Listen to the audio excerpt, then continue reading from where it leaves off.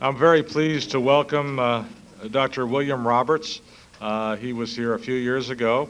Dr. Roberts is one of the best-known cardiologists and pathologists in the world. He originally did his training at Johns Hopkins and at Boston City Hospital in internal medicine and cardiology, and then did training in pathology at the NIH, joined the NIH faculty, and worked his way up within a few years to the position of director of the pathology branch of the NIH, where he stayed from 1976 until 1993, I believe. During that time, he trained literally scores of pathologists, many of whom are who's who in American pathology and world pathology at this time, and themselves are academic superstars. He has written or co-written more than 1,200 publications in a variety of areas. Indeed, whenever I write a paper and go back to look at the pathology, which I like to do, and the papers that I write, Bill's already written an article about it sometime in the past, or one of his colleagues has. In 1993, he moved on to become the executive director of the Baylor Cardiovascular Institute in Dallas, and he retains that position at this time. He has also been on many editorial boards, and since 1982 has been the editor-in-chief of the American Journal of Cardiology. Has changed the face of that journal, and I think the face of journals in general. His creative innovations, such as brief reports, which were novel in the 1980s, now are standard in most journals, not just cardiology journals. Brief reports means that you take a full-length article and you compact it into a few pages, so you have more editorial pages for other articles. Seems logical, but it wasn't until Bill came up with it. He had in his journal wonderful interviews with new faces and old faces in cardiovascular disease that are both entertaining and enlightening. And he's the only editor that I've come in contact with that actually edits. Whenever I get a manuscript back from him, there's scratches on it and ideas about what I ought to do to make it a better manuscript. He's the only one that I know that does that. He has had a long-standing interest in cholesterol, hypercholesterolemia, and coronary artery disease. No wonder he sees this all the time, and as with perhaps an angiographer or a pathologist, you wonder what you could do to prevent it in the first place rather than having to deal with it at the end stage. He is going to talk today about changing the paradigm, essentially, not just events reduction, but trying to eliminate or at least reduce atherosclerosis via modifying cholesterol. Bill?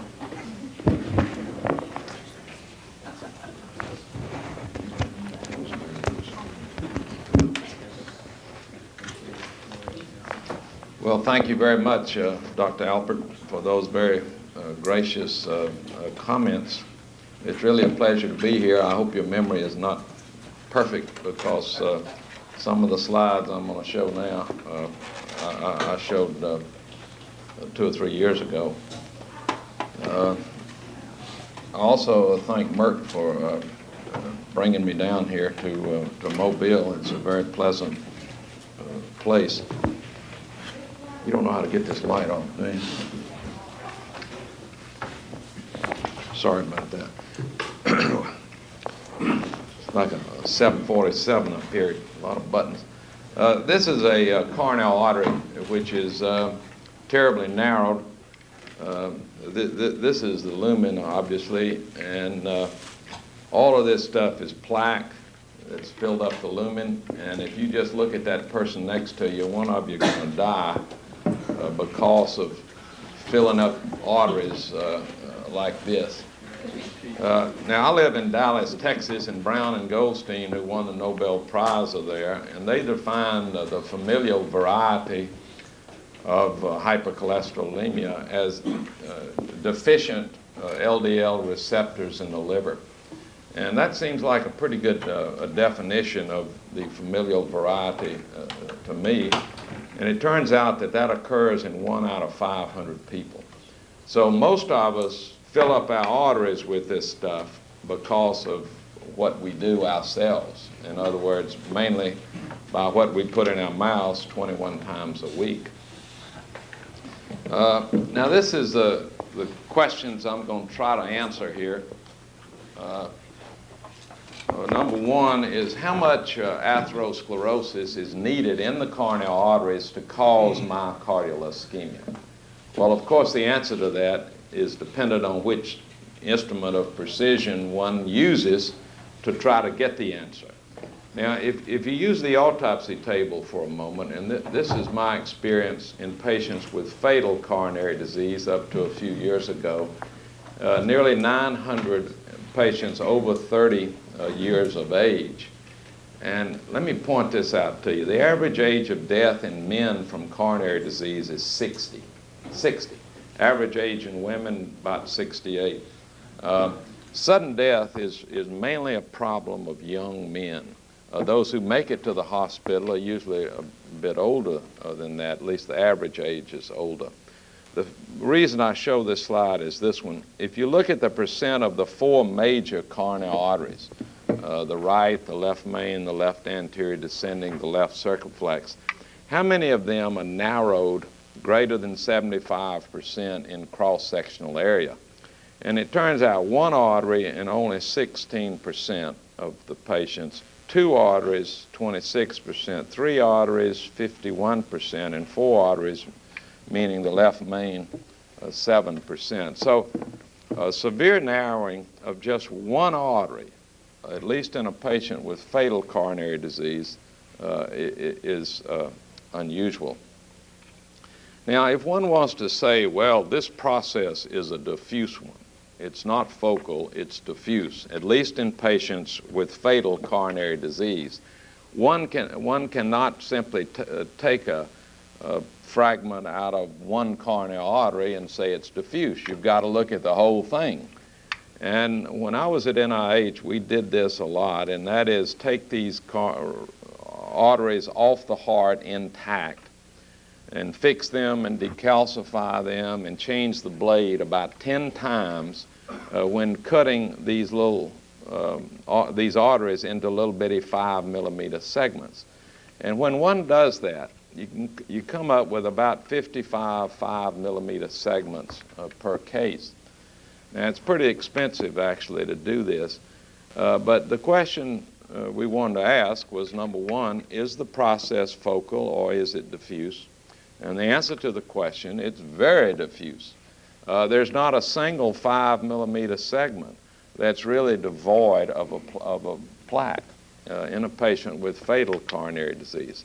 Now, the segments that are narrowed under 75% I'm talking about cross-sectional area, not diameter reduction. The unit of angiography, of course, is diameter reduction. This is cross-sectional area, which is the unit of intravascular ultrasonic imaging. But it turns out that about 2/3 of the segments are narrowed less than 75% in cross-sectional area, and about 1/3 are greater than 75%, meaning if you have a circle and divide it into 4 quadrants, over 3 of them are obliterated. In other words, if we have 27 centimeters of corneal artery, in the average patient with fatal coronary disease, 9 of those centimeters, 9 are narrowed greater than 75%, and not a single one is devoid of plaque. Now, this was based on acute myocardial infarction. We looked at patients with sudden coronary death, with healed myocardial infarction, with or without chronic congestive heart failure, unstable angina, and all of them are about 1/3 except unstable angina. And unstable angina is nearly 50% of the coronary tree, is narrowed over 75%. That was the most. Now you might say, well, Roberts, I don't see patients on the autopsy table. Surely the patients who come into my office with angina, or I see in the emergency room with acute myocardial infarction and they survive, surely they don't have as much narrowing as you're talking about. Well, I'm not so sure about that. We have a surgeon where I am at Baylor, and we also had one at NIH, who usually does an endarterectomy of the right corneal artery whenever he puts a conduit in the distal right. And this is one such specimen. This is an endarterectomy of that right corneal artery, and this is the ostium. It continues here, and this is one posterior descending and another one that goes together. Now, all of that is the inside of the artery reamed out. So we can decalcify this and also divide it into 5 mm segments. And it turns out that in these endarterectomy specimens of the right corneal artery in live patients, that the amount of narrowing, or the percent of these 5 mm segments severely narrowed, is the same as in the patients with fatal coronary disease. Now, what does that mean? It means to me that by the time patients have their first symptom of myocardial ischemia, that they have a great deal of coronary narrowing. And if we're going to make a huge dent in this disease, we've got to do it before that first symptom occurs. Question 2, what do these atherosclerotic plaques consist of?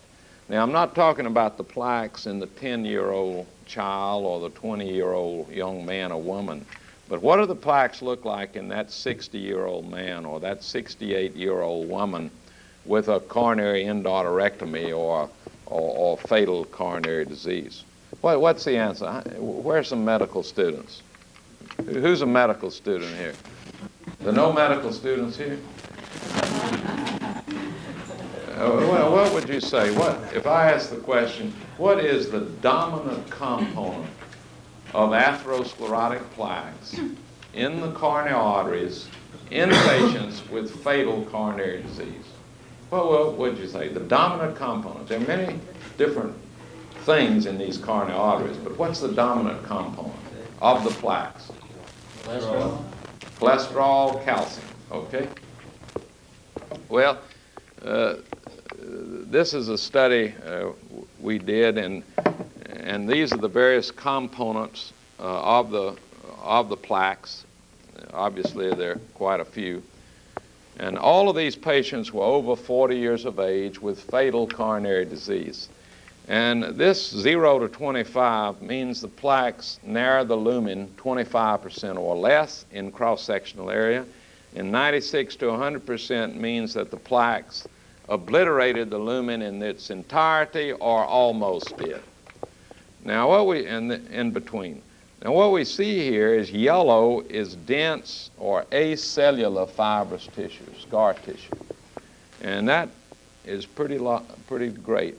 The red is cellular fibrous tissue.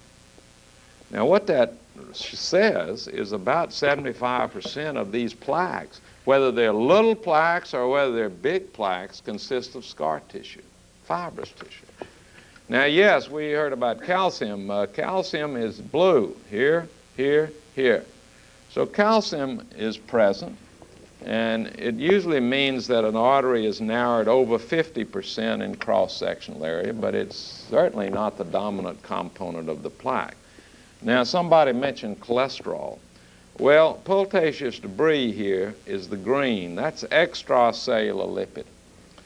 So there's clearly some there. And the dark represents foam cells or intracellular lipid. Foam cells actually in people over 40 are relatively uncommon. So I like to focus on what some people have called plaque burden, the quantity of plaque in these arteries.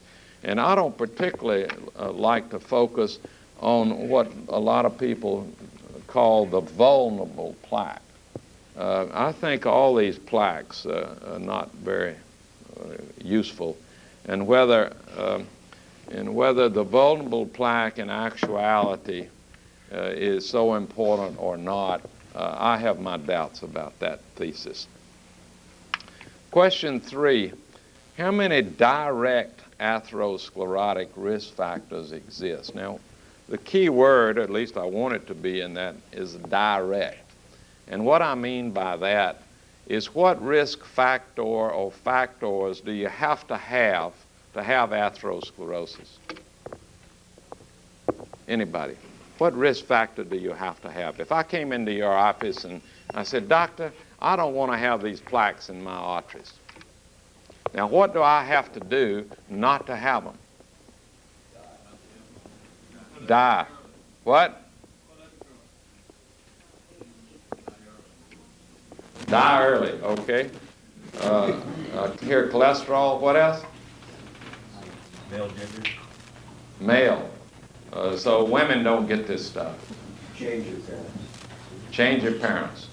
Well, it depends. So what you're saying, it's a Presbyterian philosophy. I mean, it's who our parents are determine whether we get it. Not what we put in our mouths, not whether we have full numbers of LDL receptors in the liver, or half numbers, or zero numbers. Well, in my view, atherosclerosis in most of us is determined by what we do. Atherosclerosis, in my view, which is one view, some people remind me of that, we really, I think, don't have to have it. It's not a degenerative disease. When I was in medical school, I was told atherosclerosis was a degenerative disease. You live long enough, you're going to get it. I don't think it's degenerative. I think we're the degenerates by what we do to ourselves. You can go in certain acreages on planet Earth and they don't have atherosclerosis. And you go to other acreages and they have a great deal of it. I'm simple enough to believe that the genetic makeup of human beings over the planet is basically fundamentally the same. Now, in my view, we only have to have one thing to get atherosclerosis, and that's a cholesterol value over a certain number. And I think that number is about 150 total, and over 100 for LDL. Pure vegetarians have total cholesterols 135, 130, 140. Now, that doesn't mean these things are not important. High blood pressure is a terribly important thing. We have 60 million Americans with high blood pressure. 60 million. When we're born, our blood pressure is 90/60. And in societies who eat no measurable salt, it's 90/60 for a lifetime. When we're born, our total cholesterol is about 75 milligrams per deciliter. Our LDL is about 50. Now, there are not many human beings on the planet that have those numbers. In general, at least in the USA, those numbers double within a couple of weeks after birth. But if our total cholesterol is over 150, LDL over 100, these things become very important. But there's no evidence, as far as I know, that if you have a total cholesterol of 130, that smoking cigarettes produces an atherosclerotic plaque. There's no evidence, as far as I know, that if you have a total cholesterol of 120 or 130 and your blood pressure is 200/100, that produces an atherosclerotic plaque. At least I know of no evidence to say that. It turns out, as we all know, that most adults on planet Earth have a total cholesterol averaging about 150. In the USA, at least in people 20 to 75, the average total cholesterol is about 212 or 215, depending on whether plasma or serum is used. So we're out of the ordinary. Atherosclerosis is primarily a problem in developed nations.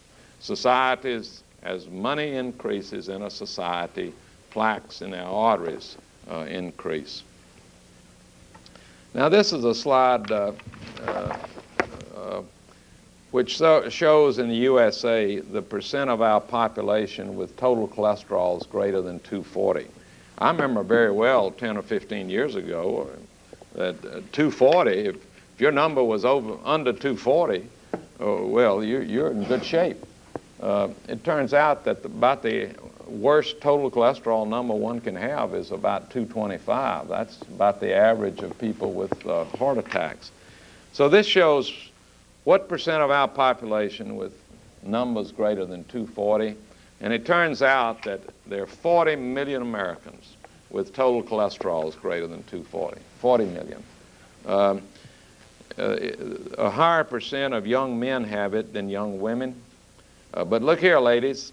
Somebody mentioned men in the back of the room, that this is a disease of men. Well, it's not. Just as many women die from atherosclerosis as do men. It's just a little later. Look at this, ladies. After menopause, nearly 40% of women have total cholesterols greater than 240. And now, of course, total cholesterol is not the whole picture, but I like to focus on it because still there's a deficiency in doing LDL and HDL and triglycerides if you look around the entire country. This slide shows that the LDL, the lousy one, I think of the L meaning lousy. This is the atherogenic one, of course. And it turns out that by age 20, most women at least have an average LDL of about 100. In boys, right after puberty, the LDL starts going up, about 14 or 15. And it's higher in young men, but after menopause again, the LDL is higher in women than in men. The HDL is about the same in most of us all of our lives. And women have a higher HDL than do men. Question 4, what factors indicate that cholesterol causes atherosclerosis? I mean, if I'm at a cocktail party or reception and somebody comes up to me, doctor, what causes hardening of the arteries? I don't say it's a multifactorial situation, meaning we can't get a handle on it. I say it's a cholesterol problem. Stroke, on the other hand, is primarily a high blood pressure problem. Now, these are the factors that wrap this case up, and I haven't even put LDL receptors on this one. But as best I can tell, this process or the connection with cholesterol started about 1908 by some Russian physiologists who fed, well, what they did first was feed raw red meat, and then they fed fat, and then they fed pure egg yolks, essentially cholesterol, to certain animals. Now, the animals they chose were herbivores. You cannot produce atherosclerosis in a carnivore. You can give your dog or cat all the fat and all the cholesterol you want, and you can't produce an atherosclerotic plaque. The only way one can produce a plaque in a carnivore is to first take out the thyroid gland. So atherosclerosis, and this is a fundamental concept, is the disease of herbivores. So human beings get it. And so basically, fundamentally, in my view, we're not carnivores, we're herbivores. And that's why we get it, mainly, in my view. Cholesterol is found in these plaques when you grind it up.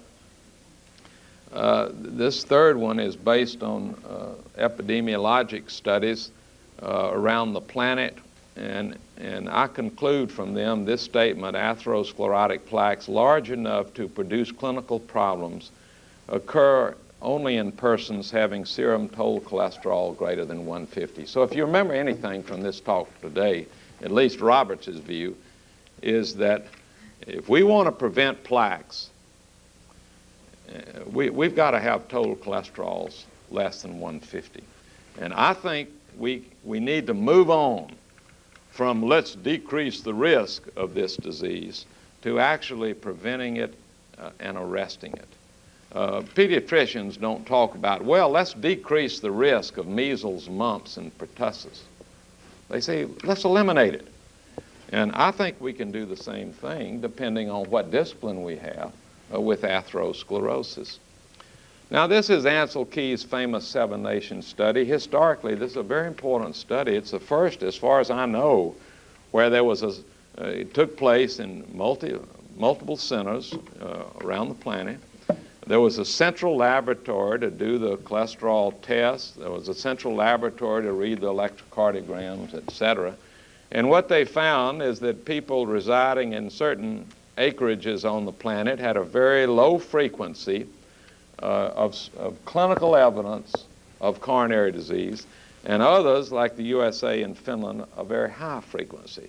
Now this data was collected in the 1960s, and Ansel Keys and his colleagues concluded that southern Japan, they had an average total cholesterol of about 150, East Finland about 280. This was primarily a cholesterol problem. Now the Mr. Fit study in Chicago, a very important study in my view, primarily because of the huge number of people screened, over 350,000. They were all men, sorry ladies, aged 35 to 57 when they entered the study, and they were divided into 10 groups according to their serum total cholesterol level. And what it shows is as that level goes up, up, and up, the coronary artery mortality, and this is only a 6-year mortality, goes up, up, and up. 10-year, 12 years, 15 years, even higher. Now everybody, I'm sure, is familiar with these statin trials. There have been 5 major placebo-controlled, double-blind, intention to treat analysis of these cholesterol lowering by statin drugs. The primary prevention, of course, means that the population studied had no clinical evidence of heart disease when they entered the study. And secondary prevention, at least here, meaning that the patients had an acute myocardial infarction which had healed, or angina pectoris. This line represents the studies that had high cholesterol levels at baseline. These were 290 approximately, whereas in these studies, the cholesterol levels were under 240. The thing about these statin trials is they all show the same thing.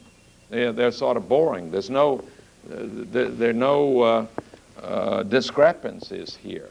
The other thing, they took place they involved a lot of different people in different environs. This was Scotland, this was Norway, this was Texas, this was Australia, and this was the USA. So it looks like it's a universal occurrence here. Now this is an important slide. I'm sorry I can't read it very well. I guess it's a little too busy.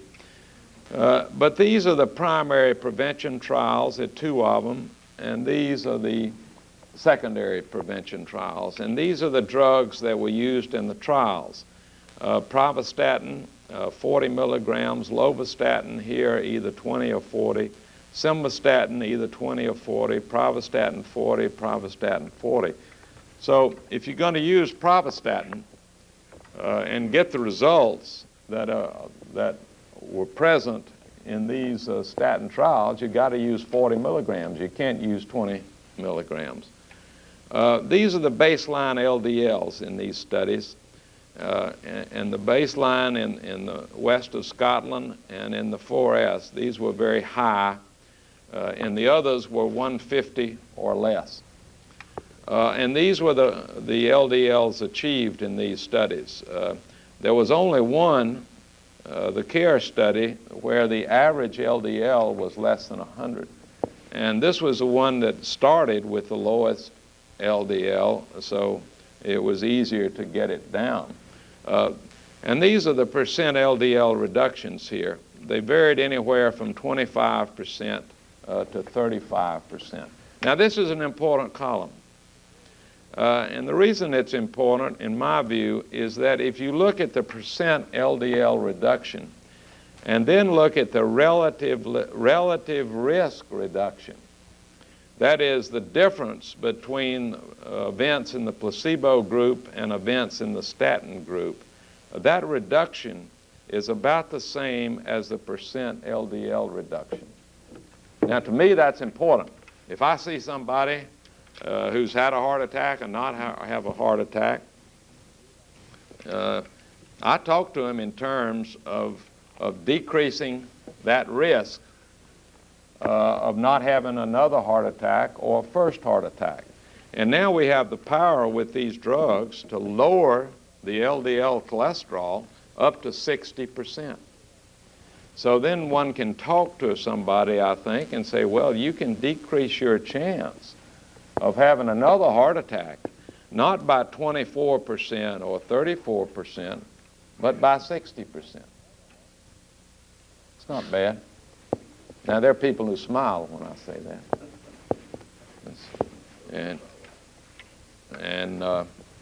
But you can't say that about a beta blocker. You can't say that about an aspirin tablet. And you can't say that about an ACE inhibitor. And you can't say that about coronary angioplasty. And you cannot say that about coronary bypass, because there's no evidence that those procedures decrease the frequency of death in a certain period of time, or that they prevent heart attack. So I think this data has to be listened to. Question 5, how can symptomatic atherosclerosis be prevented, and if present, how can it be arrested? Well, in my view, the answer to that is 150, a total cholesterol of 150 or less, and an LDL of 100 or less. Now, maybe that LDL has to be lower than that. Maybe it has to be below 80. Maybe it has to be below 70. We don't know that for sure. At least I don't know that for sure, but I know it's less than 100. Question 6, how can normal cholesterol levels be prevented from rising? And how can elevated levels be lowered to normal? Well, we all know the answer to that. We've got to do 3 things. We've got to decrease the quantity of cholesterol we take in every day. We've got to decrease the quantity of saturated fat we take in every day, or at least every week and every month. And almost certainly we have to decrease the quantity of calories we take in. Now, cholesterol is the easier part. As we all know, cholesterol comes from animals and their products. So if we don't eat animals and their products, we don't take in cholesterol. Now, when I walk through a grocery store and see peanut butter on the shelves, one of them says, no cholesterol in it. Well, that's great. And none of them have cholesterol in it. They're peanuts. They're not animals. So cholesterol comes from animals.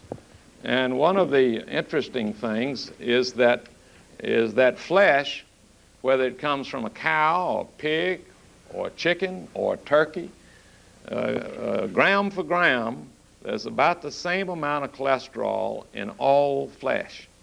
That's an important concept. So don't switch from cows to pigs or to chickens and think you're going to get less cholesterol.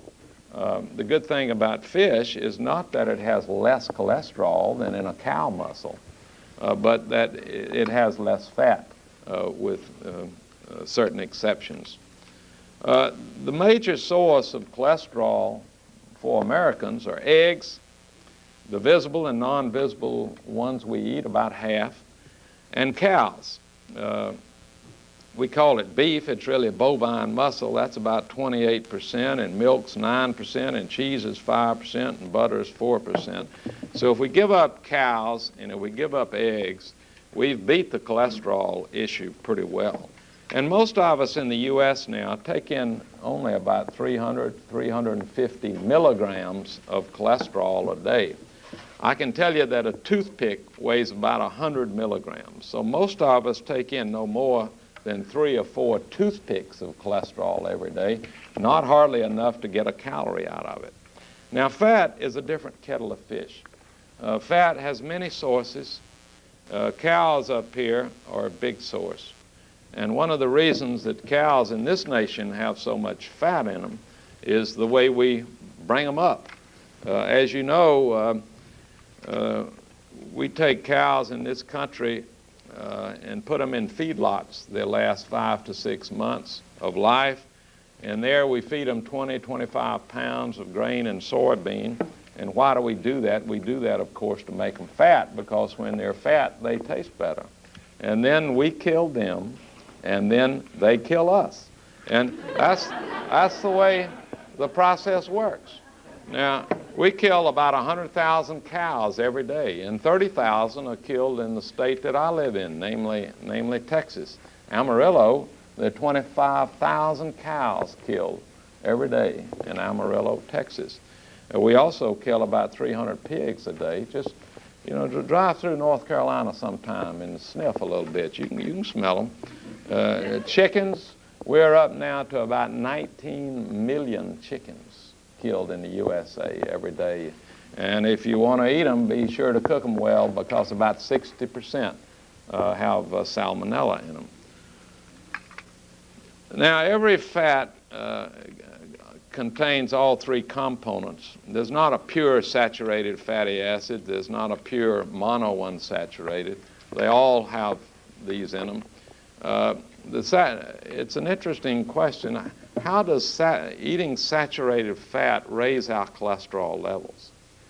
They don't go up when we eat predominantly monounsaturated or predominantly polyunsaturated. It's only when we eat saturated. And I've had a hard time getting the answer to that question. Why is saturated fats, or predominantly saturated fats, bad for us?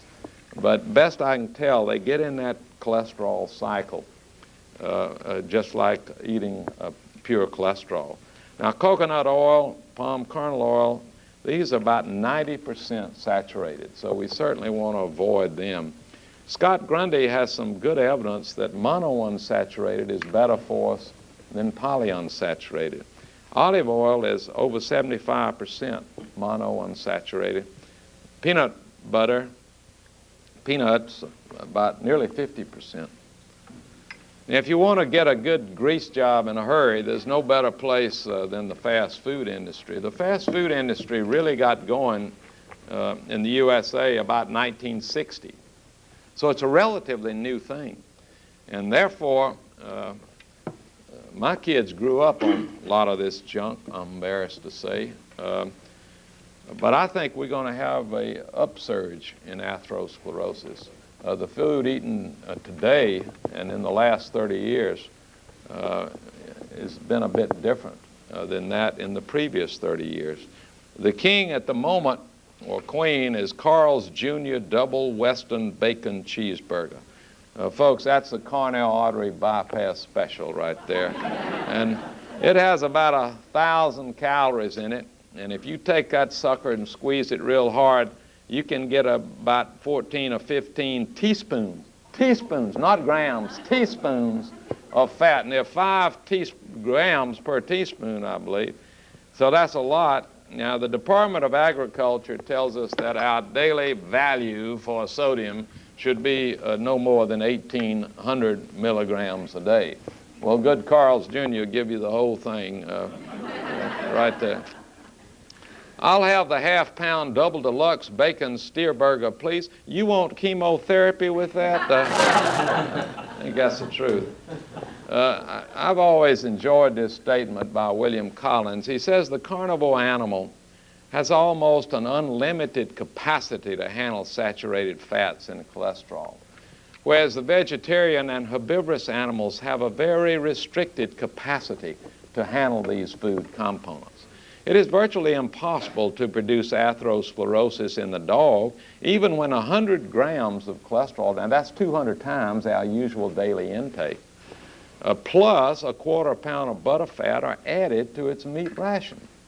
In contrast, adding only 2 grams of cholesterol daily to a rabbit's chow for 2 months produces striking fatty changes in its arterial wall. Now, are we more like the rabbit or more like the dog? Let's take a peek at that. Now, when you look down at your appendages, do you see claws? Or do you see hands we're supposed to be using to gather these fruits and vegetables? Now, there are a lot who argue, well, the teeth in the front of our mouth are sharp, but most of our teeth are flat for grinding. Now, the intestinal tract of a carnivore is very short. You give your dog or cat something to eat, they got to go outside in a few minutes. The intestinal tract of a carnivore apparently is about 3 times body length. The intestinal tract of an herbivore is about 12 times body length. When you eat that steak, it takes about 5 days for it to roll through your intestinal tract. Very long. Now, when you cool your body, do you pant like a dog or do you sweat? When you drink water, you lap it like you're a cat, or do you sip it? Now, I don't know any humans that make their own vitamin C. The carnivores do. Of course, we obtain it from our diet. Folks, I think we're one of these carnivores, and we certainly conduct our lives as if we were. But I would suggest, as have many others, that basically, fundamentally, this is the group that we belong in. And I'm absolutely convinced. I'm not a pure vegetarian. I try to be, but I'm not. I'm convinced, however, that unless we move more to the right, the health of this nation is not going to change. And we'll continue to do all these angioplasties and all the bypass operations and so on. One of my sons is a cardiovascular surgeon, so I think some of these procedures are very good, but it costs us a lot of money. Now, there are a number of people who've studied diseases that pure vegetarians, or essentially pure vegetarians, don't get. As best I can tell, this started right after World War II, when a surgeon, Burkitt of Burkitt tumor fame, went from Scotland, or at least United Kingdom, to Kampala, Uganda. And he began operating there in Myocardial Hospital, which at one time was a wonderful institution. At any rate, he noticed after he'd been there a while that he wasn't operating on patients with appendicitis or hiatal hernia or diverticulosis. And he wasn't seeing gallstones and kidney stones. And he said, what's going on here? And that led to other studies around the world. And as you know, atherosclerosis is very uncommon in pure vegetarian societies. There are not many left, but there are a few. High blood pressure is relatively uncommon. Cancer of the breast, maybe it's hereditary in 5% of the population, but most it's not. Colon, prostate gland cancer, very uncommon. Diabetes after age 50, uncommon. Obesity, very uncommon.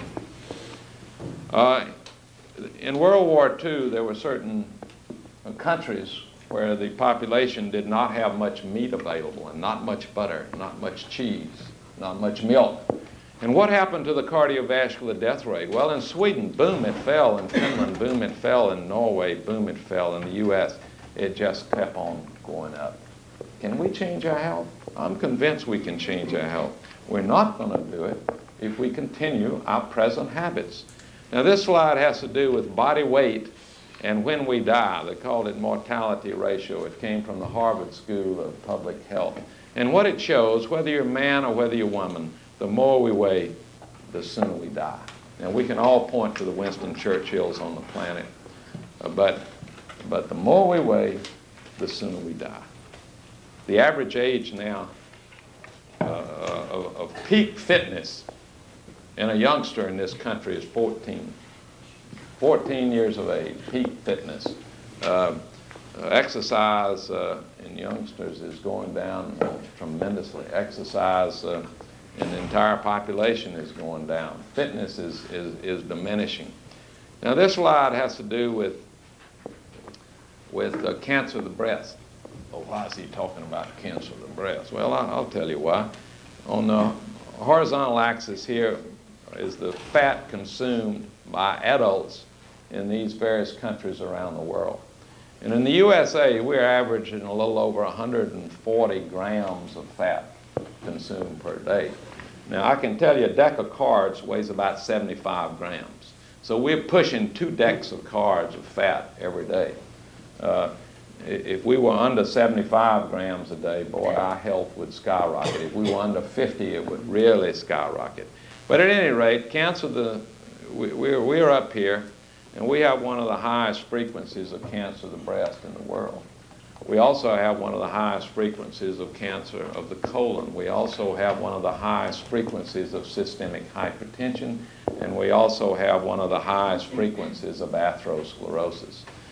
In my view, if we could decrease the quantity of fat we took in every day, the frequency of atherosclerosis, systemic hypertension, and 2 of our 3 most common cancers would drop considerably. Now, the most commonly prescribed diet by physicians in this country is 30% of calories from fat And if one goes, as Huntinghack so beautifully showed, from 40% of calories from fat to 30%, it decreases, on the average, our total cholesterol level by 5%. It decreases, on the average, there's a lot of variability, LDL cholesterol by 5%. So when I come to your hospital with a heart attack or peripheral vascular disease or carotid arterial disease or abdominal aortic aneurysm, don't send me out of the hospital with a 30% of calories from fat diet and give me a 5% reduction in cholesterol and forget about the statin drug. Now, the statin drugs, to me, and I have no stocks in any pharmaceutical company. I have grants from 3 of the companies that produce these drugs, so I don't think I'm terribly biased. At any rate, we now in this country have 6 statin drugs. I think they are miracle drugs. I think they are to atherosclerosis what penicillin was to infectious disease. Now, when penicillin came out, physicians clamored for it. The pharmaceutical companies hadn't figured out how to produce it in mass quantities. So we had a penicillin czar in this nation, Chester Keefer. He determined during World War II every civilian in this country who got penicillin. Now we have another miracle drug, in my view, and it's terribly underused.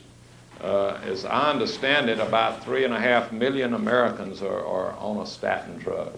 We have 40 million Americans with total cholesterols greater than 240, 40 million.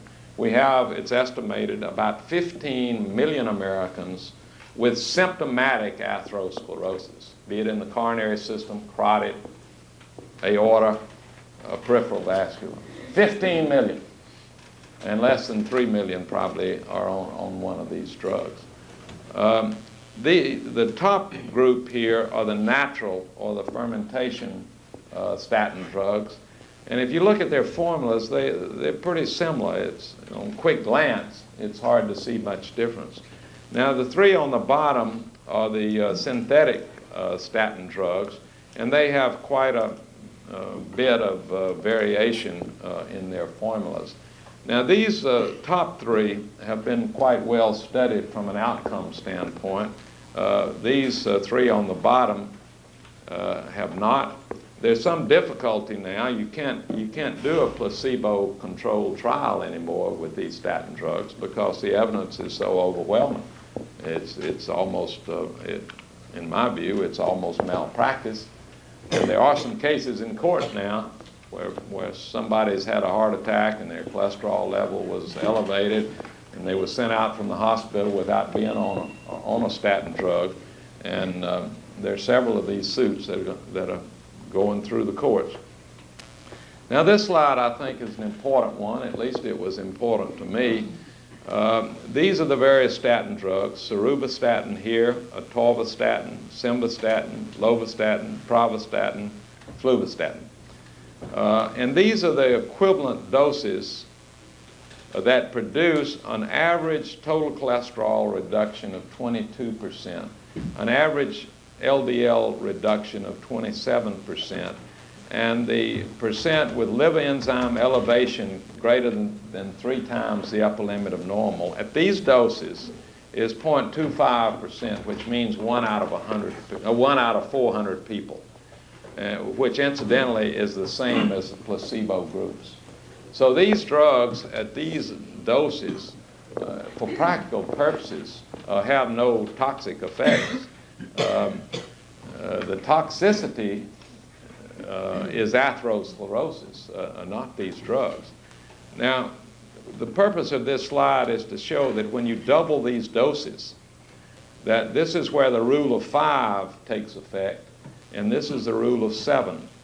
And what that means is whenever the dose is doubled, you get a 5% additional reduction in total and a 7% additional reduction in LDL.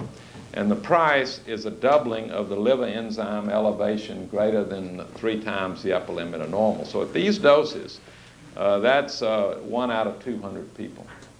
You double the dose again, we're now 32%, 41%, and the cost is 1% liver enzyme elevation.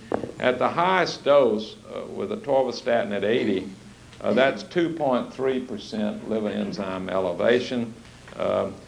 Merck has done a good thing, I think, and that is price the 20, the 40, and the 80 the same. So you can get 80 milligrams if you want it for the same price as 20. So this is the most cost effective clearly at the higher doses. Now in my view, one should not necessarily start at the lower doses. One should start at the dose that does the job. And in my view, I don't really agree with the National Cholesterol Education Committee's recommendations. As best I can tell, there were no cardiologists on that committee. But my view is that the ideal is to have LDL less than 100 in all of us, whether it's primary prevention or secondary prevention. So one needs to know what the baseline LDL is and what % reduction one needs to get it to 100 or less. I asked Turgey Pedersen, who designed the 4S study, I said, Turgey, if you had a heart attack, what would you get your LDL down to? He said 50. I said, Turgey, what do you tell patients when you put them on a statin drug? He said, I don't tell them anything. You tell them they're going to have some muscle pains. They'll get muscle pains. Now, of course, in Norway, I asked him what his malpractice fees were. They were $34 a year. So it's a bit different than in this country, but side effects with these drugs are not much different than the placebo group. So let's say we want a 45% reduction of LDL. Well, I'd go back to this chart here and say 45%. Well, let's start here. So 20 milligrams of atorvastatin, 40 milligrams of simvastatin, or 80 milligrams of lovastatin. Because if you start at the low dose, very few people ever get that dose raised. Very, very few. In my view, the statin drugs, with very rare exceptions, should be administered to everybody with symptomatic atherosclerosis. If I could have one drug, if I had a heart attack and could take only one drug, I guarantee you it'd be a statin drug. Now, I'd also take an aspirin tablet. I'd also almost certainly take a beta blocker. But if I could only have one drug, there's no question that the power of decreasing the chance of another heart attack is much greater with a statin drug than any of the others. Now, familial hypercholesterolemia, one of the major reasons for diagnosing it, in my view, is that diet is not going to do the job. These are the people with inadequate numbers of LDL receptors. So they're going to need a drug, a lipid-lowering, a cholesterol-lowering drug, to get their cholesterol levels down to the point where they don't form plaques. Now, there's a major push now in diabetic patients. The outcome in most diabetic patients die from atherosclerosis.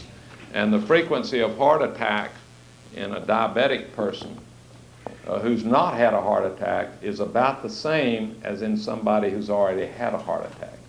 So if I had diabetes, I would clearly be on a statin drug. I'd probably be on an ACE inhibitor also. Now, in this other group, how the statin drugs and so on are going to shake out is not definitely known yet, but it's clean here in this group, in my view, and it's clean here in this group, and I think it's clean in the diabetic group. So, folks, I thank you very much for your attention. It's a pleasure to be here again. Thank you.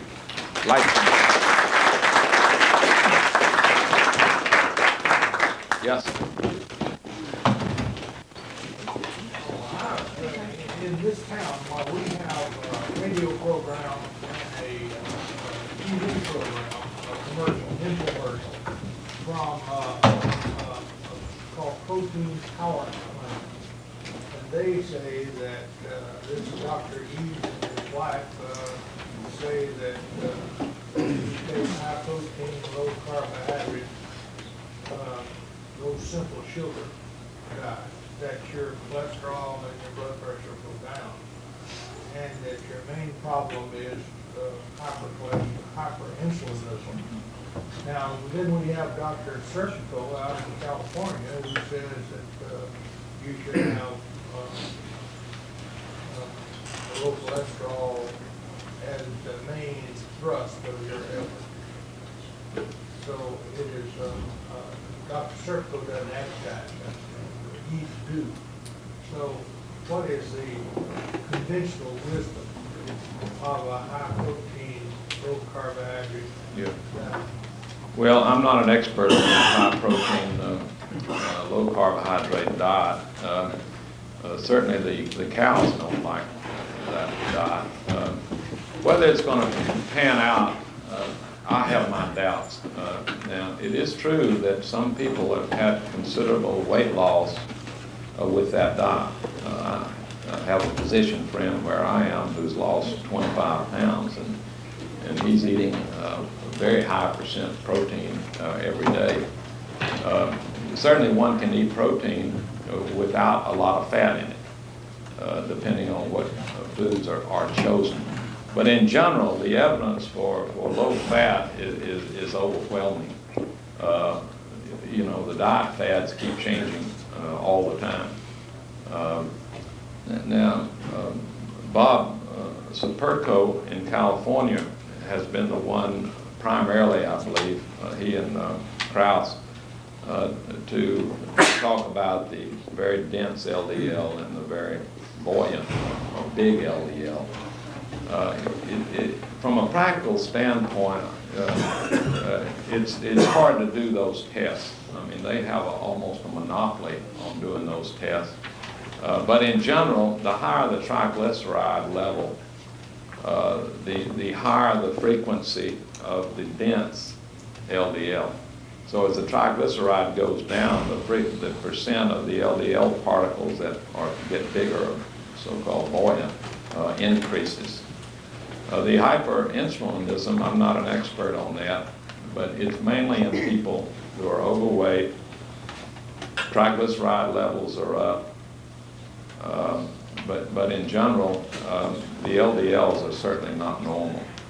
The evidence for focusing on the LDL, in my view, is overwhelming. The evidence for the others are not great, at least yet. That's my view in 1999. Yes, sir? Your comment on the use of niacin for hypercholesterolemia. Yeah, I think niacin is a good drug. I think it's a poor person's statin drug in a way. It's actually the best HDL raiser. The problem are the side effects and the fact that you have to take it several times a day. The statin drugs, in contrast, have virtually no side effects. You know, it's once a day. If niacin had no side effects, it certainly, and could be taken once a day, it would be very useful. The combination of a statin drug with niacin is not bad. You have to check liver enzymes more that way.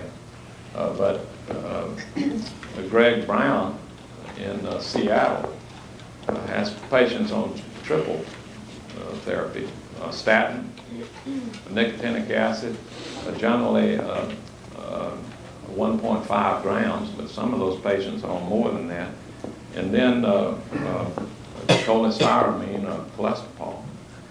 Now that's tough. That's tough. I don't want to spend my life taking cholesterol or cholestyramine. Nicotinic acid does have some useful features, but in general, with a statin drug, it's not dose related. the increase you get in HDL. It averages about 6 or 7%, which in actuality is only about 3 milligrams per deciliter. Nicotinic acid is good on HDL, but it's not so great on LDL. The statins are very powerful LDL lowers. And the statin and triglycerides, the statin drugs are also very good with triglycerides. Triglyceride is dependent on what the base is. So if you start with a high triglyceride, the statin drugs have the capacity to lower it by 40%. That's pretty good. If you start with a normal triglyceride level, it has very little effect on it. Whereas with LDL, the statin drugs lower it about the same percent whether you start with a high one or a low one. So it's very different. Yes? Is the no flush niacin as effective as the flush niacin? I don't know the answer to that. There are some people who believe that if you don't flush, you're not getting an effect. Like iodine, on cuts. When I was a little boy, I was told if it didn't hurt you, you're not helping yourself. The use of the statin drug, of course, affects liver production of cholesterol in the host, whereas the cholestyramines, etc., prevent absorption. Right. If you do pancreatectomies on humans, you will find you can do a marked reduction in cholesterol and LDL and continue eating your steak because you don't absorb it. Cholesterol requires micellization in the small intestine in order to be absorbed by a yet undesignated receptor. The pancreatectomized individual shows that lowering cholesterol can be done probably within the gut by preventing absorption. Cholestyramine is a poor mechanism for preventing micellization of cholesterol, and we really should look for better methods of doing this because they'd be less toxic than drugs which we know affect liver function. Well, I can't disagree with that. Cholestyramine, cholesterol are non-systemic, but you have to take a ton of it to be effective, and both can raise the triglyceride levels, and they're not very good LDL lowers, really. I agree with you. I've taken this stuff and it's horrible. But there must be a method of blocking the receptor Right. or preventing the micellization, which is simpler than eating a pound of sand every day. Hey, go forward. I agree. Yes, sir. In the five studies you cited, except for the 4S study, the absolute risk reduction was in the 2 to 3% That's correct. level on those studies. So, and you argue that maybe if more reduction, you'd get more, but there's only a finite amount I suspect you can reduce. So one could look at this that somewhere on the order of 97 out of the 100 people who took this had no benefit. Is that correct? Well, the last column over there was how many people you had to treat to prevent a death in a 5-year period. All these is 5-year period. The 4S study, you have to treat 12 people to prevent one death, which was pretty good. Those were the highest levels, baseline levels in the symptomatic group. In the primary prevention trials, you have to treat more people to prevent a death in that 5-year period. The deficiency in all of those trials, in my view, is that the goals weren't low enough. In the 4S study, the goal was simply to get total cholesterol less than 200. And we know that half the people with heart attacks have total cholesterols less than 200. So I'm looking forward to these trials that are using much bigger doses of the statin drugs. I mean, AVERT study I think, is very interesting. They used 80 milligrams of atorvastatin compared to another group of usual therapy. And those patients did better in 18 months than those who had coronary angioplasty. Now, it's unfortunate that those studies are not being continued. Merck is going to has already planned a very large study using 80 milligrams of simvastatin. And I think these bigger dose studies will be very, very important and very enlightening. At least that's what I predict. Yes, sir. You seem to be advocating a very severe drop in LDLs and the cholesterols. Most of these people in this room probably aren't anywhere near that, even though they're very young. What is your opinion of trying to get this down and then DC? What happens after we stop these drugs if a person has changed their lifestyle? Well, if we all continue our same intake or percent of calories from fat and take a statin drug, even at the lower doses, you still get about a 27% reduction in LDL.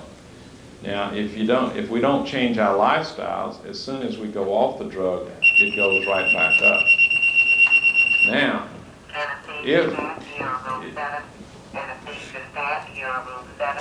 if we are on the drug and we truly become pure vegetarians, let's say, and we drop our percent of calories from fat from 40% to 10%, most of us would not need the drug unless we had the familial variety. My own view is that there's no reason why we require flesh 21 meals a week. Now, if we could knock that down to 7 meals a week, 5 meals a week, the health of this nation would skyrocket. Now, I don't believe in gradually changing one's diet. I believe you either go home from this conference and you don't eat that chicken for lunch, or you do. Change comes from the inside primarily. And I think the medical profession should be leading the world on this. And I think we have to get our own bodies in shape. We can't invite people over and cook a pig out in the backyard and expect the community to say, well, that doctor really believes in health. So we must set the example, in my view.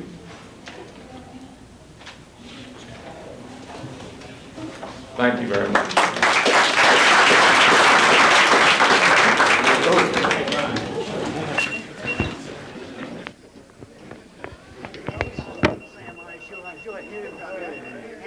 Sam who? What's your name? I show.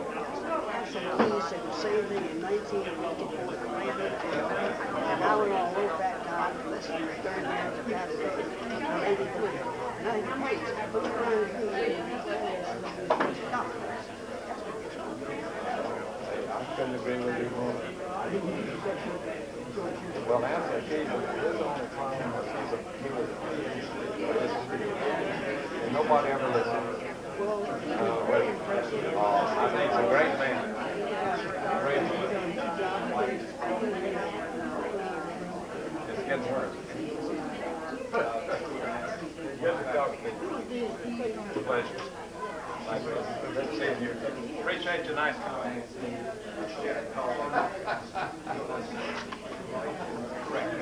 That's yours.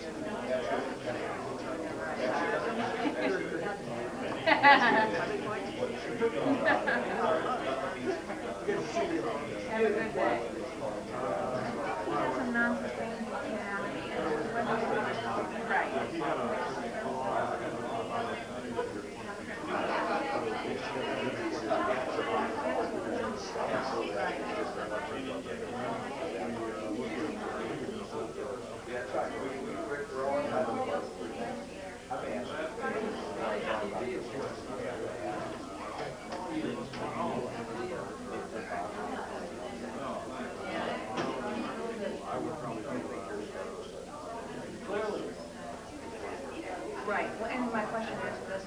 I mean, is that enough to know with a guy like that? And I, again, I just wanted to at some point.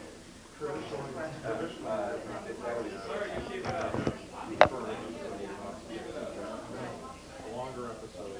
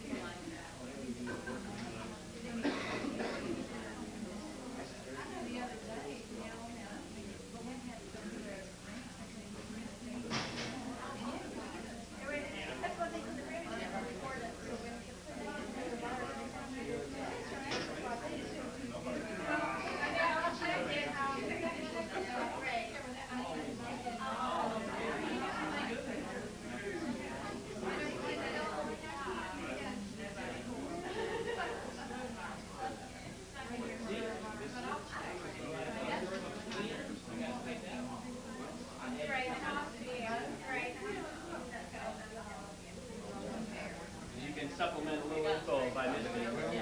I had a pretty good dialogue. There's not I just had no. Our view of systems was kind of. Yeah, that's right. May have had some fever, may have had some cough and shortness of breath.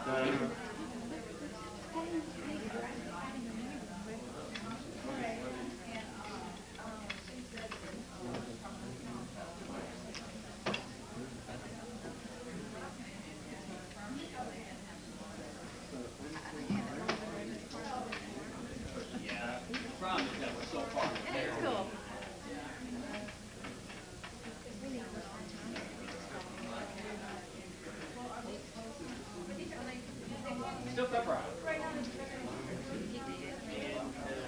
Chest X-ray, had a little fever. You got it, really? Thank you. Actually thinking more along the lines, could be the pleural effusion.